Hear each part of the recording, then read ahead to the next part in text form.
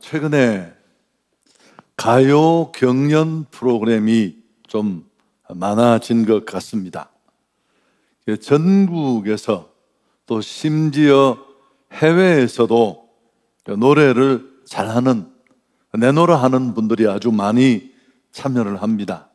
그 중에는 이미 프로 가수로 데뷔를 하고 활동을 했던 그런 분들도 꽤 있더라고요.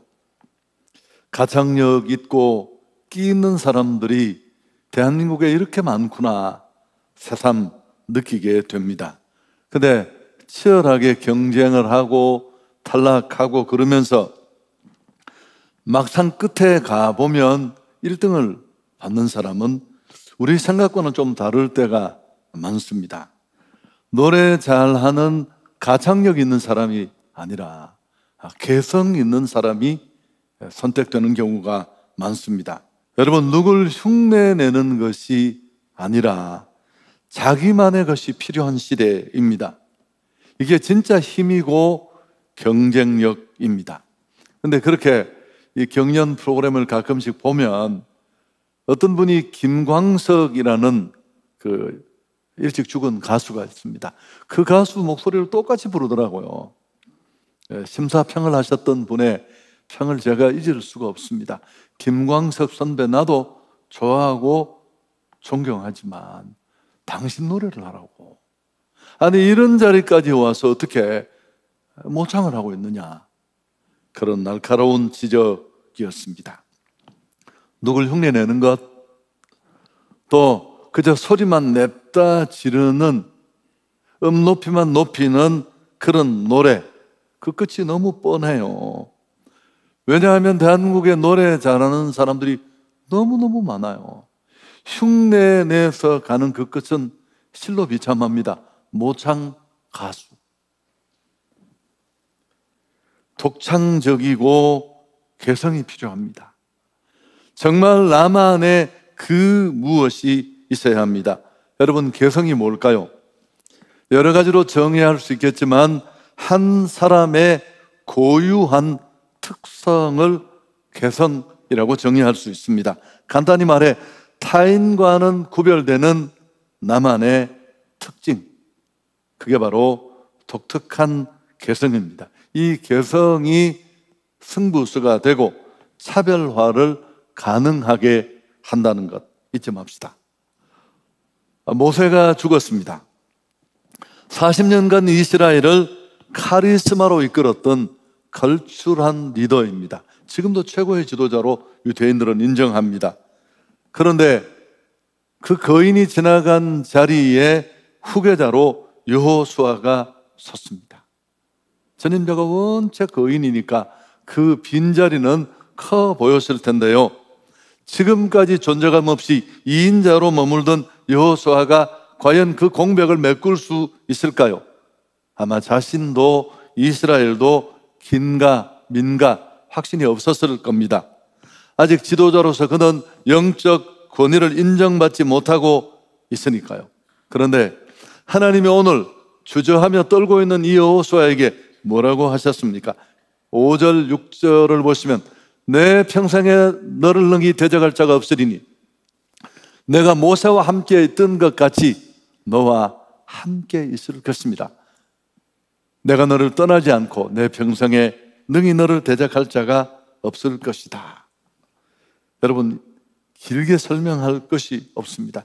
간단하게 말하면 모세 흉내 내지 말고 너의 모습으로 서라는 겁니다.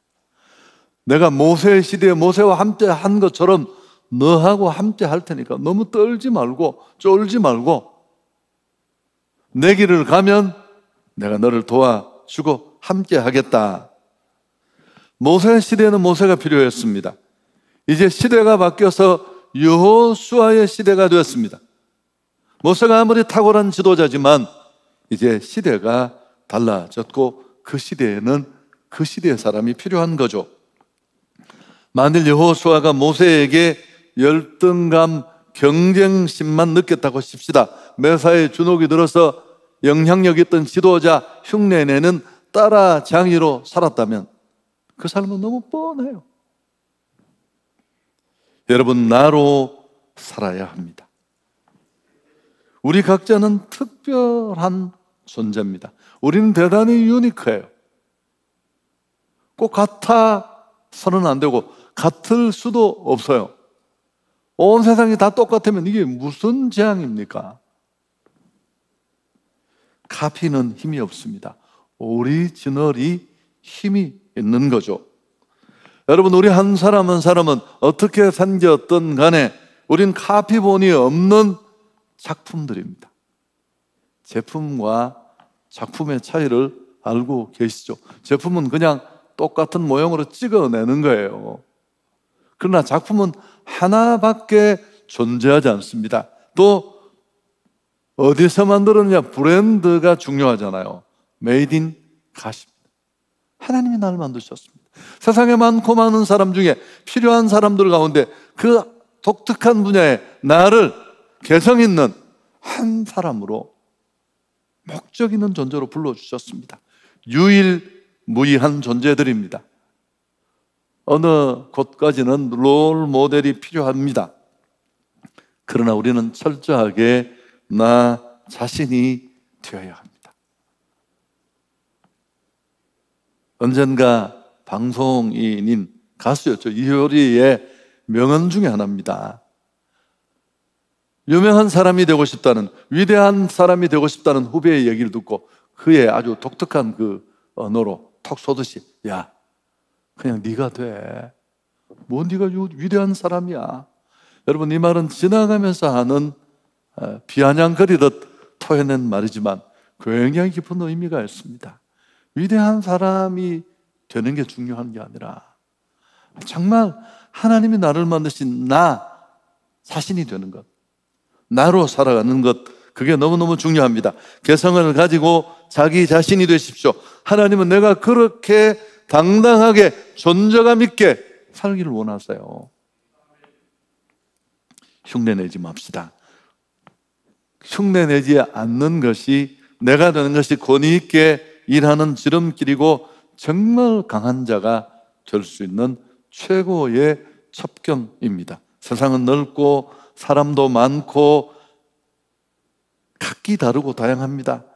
개성 있는 자아를 실현하는 것이 필요해요. 경쟁이 치열하잖아요. 똑같으면 경쟁이 차별화가 되겠습니까? 그래서 우리는 나로 살아가는 것이 필요합니다. 생존을 위해 또 치열한 경쟁 때문에 조금씩 자기의 개성을 문질러 모두가 스펙을 갖춘다는 미명 아래 비슷해지고 일반화된 패턴 속에 들어가면 그건 진짜 의미가 없고요. 약간은 마음의 평화가 있을지 모르지만 결코 오래 영향력 있는 자리에 설 수 없습니다. 가슴에 손을 얹고 우리는 한번 생각해 볼 필요가 있습니다. 나는 나로 살려고 애쓰고 있는가? 아니면 세상에 맞추려고 끊임없이 힘든 그 고통의 시간을 별로 진도도 나가지 않는 진전 없는 일에 소모하고 있지 않은가? 내 에너지를. 개성을 잃는다는 것은 매우 슬픈 일입니다. 나다움을 잃는다는 것, 그건 정말 많은 것들을 잃어버리는 것입니다. 개성을 잃으면 자아를 잃는 것입니다. 자아는 나예요. 자기를 잃어버리면 아무것도 못해요. 어려서부터 서예를 좋아하던 한 소년이 있었습니다. 이 소년은 9세 때 이미 일본 청소년 서예전에 자기 작품을 출품했는데, 그가 출품한 작품 이 4점의 작품이 개인 소장용으로 1,400만 엔에 판매가 되어서 화제가 되었습니다. 당시 일본의 유명한 서예가 오다 손부는 예언을 했습니다. 이 소년이 장차 일본의 서예계를 빛낼 신성이 될 것이다. 그로부터 20년이 지났는데 서예계에서 활발하게 두각을 나타내며 활동하는 인물 중에 이 소년의 이름은 없었습니다. 도대체 이게 어떻게 된 일일까요? 알고 봤더니만 이 소년은 왕희지라는, 여러분 아시죠? 왕희지의 서법에 심취를 해서 이 사람 글씨체를 배우기 시작한 겁니다. 시간을 많이 허비해서 몰두한 끝에 거의 왕희지와 같이 글씨를 유사하게 구사할 수 있게 된 것입니다. 그렇지만 정작 그의 개성은 온데간데 없어졌고 특색도 창의성도 찾아볼 수 없는 그의 작품은 자연스럽게 다른 사람의 작품에 가려 묻혀서 이런 결과가 만들어진 것입니다. 여러분, 나다움이 너무너무 중요해요. 저도 좀 일찍 깨달았으면 훨씬 나았을 거예요. 여호수아를 한번 생각해 볼까요? 성경이 이런 내용을 다 추적해 우리에게 말하고 있지는 않습니다만 비슷했을 것입니다. 그 거인이 지나간 그 어마어마한 공백을 메우고 그가 정말 리더로서 인정받고 당당히 설 때까지 긴 시간이 걸렸을지 모릅니다. 그래도 우리는 그 길을 가야 돼요. 그게 승부가 나는 길이고, 또 제가 설교를 준비하면서 왜 하나님은 이걸 이렇게 꽁꽁 숨겨두셨을까? 재밌잖아요. 교육이나 우리가 해야 할 일을 뭘 만들어내는 게 아니라 그걸 끌어내고 찾아내는 것. 강점대로 살아야 한다. 너무 많이 하고 익숙하고 질릴 만큼 많이 들었던 그런 내용인데 모두가 대체적으로 수긍하고 동의합니다. 못하는 거 승부해봐야 결판도 안 나고 스트레스만 받고 효율적이지 않으니까요. 그런데 이 강점이라는 걸 구성하고 있는 요소가 세 가지입니다. 이게 너무 중요해요. 재능, 지식, 기술, 이 세 가지가 모여서 강점을 만드는 거예요. 근데 이 세 가지 중에 재능과 지식과 기술 중에 여러분 뭐가 제일 중요할까요? 당연히 재능입니다. 지식과 기술은 후천적으로 내가 노력하고 애써서 얻을 수 있고 축적할 수 있는 거예요. 근데 이 재능은 타고나는 겁니다. 하나님이 주시는 거예요. 아무리 없는 걸 노력하고 만들고 평생 땀을 흘리며 달려가도 진전이 없습니다. 하나님이 그를 독특한 자리에, 세상에 많고 많은 70억이 넘는 사람 가운데 그의 존재감을 특색 있게, 개성 있게, 유니크하게 드러내려고 그에게 주신 그 개성을 찾는 거예요. 여러분, 신이 주신 것을 찾는 게 중요한데, 자, 너무 타성에 젖은 본문일지 모르지만 마태복음 25장 15절 달란트 비유에 나오는 각각 그 재능대로 5달란트, 2달란트, 1달란트를 주셨다. 중요한 건 다 다르다는 게 아니라 각자의 필요에 따라 주셨다는 거고, 정말 중요한 포인트는 없는 사람이 없습니다. 이건 크기의 개념이 아니에요.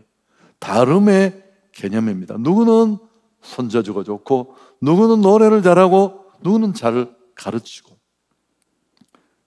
이유가 뭘까요? 서로 실력의 차이 때문이 아니라 달란트가 달라서 그래요. 세상의 주인 되신 하나님은 세상은 넓고 할 일은 많고 사람도 필요한데 각자의 자리에 필요한 재능들을 그렇게 선물로 주셨는데, 엄청스러운 보물인데 이걸 깨달아야 하는데 우리는 남의 것 부러워하다가 비교하며 시간을 빼앗길 수 있습니다. 언젠가 이렇게 얘기를 했습니다. 이 달란트를 재능이다, 뭐다 여러 가지로 비유를 하는데 그냥 달란트로 봐도 돼요. 금화 1달란트는 6,000데나리온입니다. 일당을 10만 원으로 치면 6억이에요. 6억. 어마어마한 큰 금액이죠. 이걸 내 안에 숨겨둔 채 남의 손에 쥐어진 빛나는 것을 보고 스트레스 받고 열등감 느끼고 따라쟁이 흉내나 내고, 여러분 그 길은 힘든 길이고 어려운 길이고 그 끝도 너무 뻔해요. 유연한 태도. 자, 두 번째, 우리가 이걸 찾는 일이 쉽지 않아요. 이 길에 딱 들어서면 길이 쉬워집니다. 재밌어지고 인정도 받고. 근데 이제 여기까지 가는 동안에 참 중요한데, 주변 사람들이 중요해요. 유연한 태도. 우리 대한민국이 사회나 교육 구조가 유연하지 않잖아요. 또 부모들이 대부분 자기가 못다 이룬 것들을 끌고 가려는 경향도, 뭐 전 세계 부모가 다 똑같겠지만 우리가 좀 더 심한 것 같아요. 비교하면서 이런 사람이 돼야 돼, 이게 미래가 있는 거야, 이게 돈이 되는 거야, 그런 식으로 몰아넣고 틀에 가두려는 게 우리 안에 크잖아요. 근데 기다려주는 자세가 필요합니다. 그리고 격려와 칭찬은 너무너무 중요해요. 여러분, 이것도 정말 잘 지켜보고, 내 아이가 아니에요. 하나님이 우리 집에 부탁하신 주문 생탄품이에요. 그 아이 속에 뭐가 있는지를 들여다보고 잘 찾아서. 부정적인 건 여러분, 함부로 반응하면 오히려 부정적 강화가 돼요. 잘 아시죠? 어지간하면 침묵하는 게 좋아요. 유대인들의 자녀 교육, 저한테 폭풍 같은 충격을 주었던 13세 이전에 끝나는 유대인의 자녀 교육이라는 책을 보면 꼭 한번 사보십시오. 여러분, 성경만 읽는다고 다 되는 게 아니에요. 성경이 나쁜 책은 아니지만 책을 딱 한 권만 읽는 사람이 가장 무서운 사람이에요. 아무것도 받아들이지 않으니까. 유대인들은 식탁에서 교제를 하잖아요. 레리 페이지 같은 이런 사람들, 구글의 창업자는 그 식탁에서 부모와 신랄하게 배웠던 그 토론 학습이 자기를 만들었다고. 지적인 자극을 주고. 들으셨죠? 이 코로나 상황 때문에 이 시대에 태어난 아이들의 지능이 30이 낮다고 하잖아요. 그 이유가 여행도 못 가고 보는 것도 제한되고, 그 자극이 그렇게 중요한 거예요. 근데 그 자극, 식탁 교육에서 가장 중요한 게 어떤 경우에도 비판하거나 지적하지 않는다는 겁니다. 격려, 축복, 칭찬이 키예요. 요 얘기를 하려고 제가 이 얘기를 또 끄집어냈는데, 유대인 부모들은 뭘 믿느냐면 내 아이는 대단히 특별한 존재고 신이 그에게 준 이 아이만의 재능이 있다고 굳게 믿었어요. 기다려주고 기회를 주고 그 길을 열어주고. 그래서 자기 아이가 최고 베스트가 아니라 유니크한 존재가 되기를. 여러분, 베스트는 한 사람밖에 못해요. 나머지 99명은 100명이 경쟁을 한다면 다 스트레스 받고 존재감이 없어지는데, 독창적인 존재로 세워지니까 모두가 가능합니다. 자, 이거 아멘 하셔야 돼요. 아멘. 자, 보세요. 어떤 부모는 막 비교해가 애를 쥐어박아가 한 줄에 세워서 나머지 다 바보를 만드는데, 세상에 이런 부모가 있다는 사실. 이 아이는 하나님이 이 아이에게 주신 이 아이만의 강점이 있다고 믿고 기다려주고 기회를 주고 격려해주고. 설교 정리하겠습니다. 시대를 막론하고 큰 성과를 남긴 사람들을 생각해 보십시오. 따라장이 한 사람도 없습니다. 다 자기만의 개성을 가지고 있고, 성경은 이런 인물들로 가득해요. 모세, 여호수아, 요나, 엘리야, 예수님의 제자들 그 다 면면이 그래요. 베드로부터 뭐 시작해서 바울까지. 당신의 개성은 무엇입니까? 이 질문에 분명하게 답할 수 있어야 합니다. 아니, 종이를 끄집어내서 써봐야 돼요. 자신의 답이 만족스럽지 못하거나 아예 답을 쓰지 못했다면 정말 고민해야 합니다. 제가 얘기도 너무 저한테는 충격적이어서 몇 번 했는데, 늘 잘하고 싶은 마음이 있죠. 실력은 뻔한데 제 안에 한계가 분명히 드러나는데 정말 잘하고 싶고, 금방 지나가는 한 번뿐인 인생 더 존재감 있게 살고 싶어서 고민이 많았어요. 그래서 이제 2년도 안 된 일이죠. 금요 철야를 마치고 집에 가서 늦게 잠이 들어서 아침에 일어났는데 잠깐 한 5분 침대에서 이렇게 기도를 하고 있는데, 뭐 의례적인 기도죠. 근데 갑자기 내 마음속에 하나님이 넌 네가 되면 돼.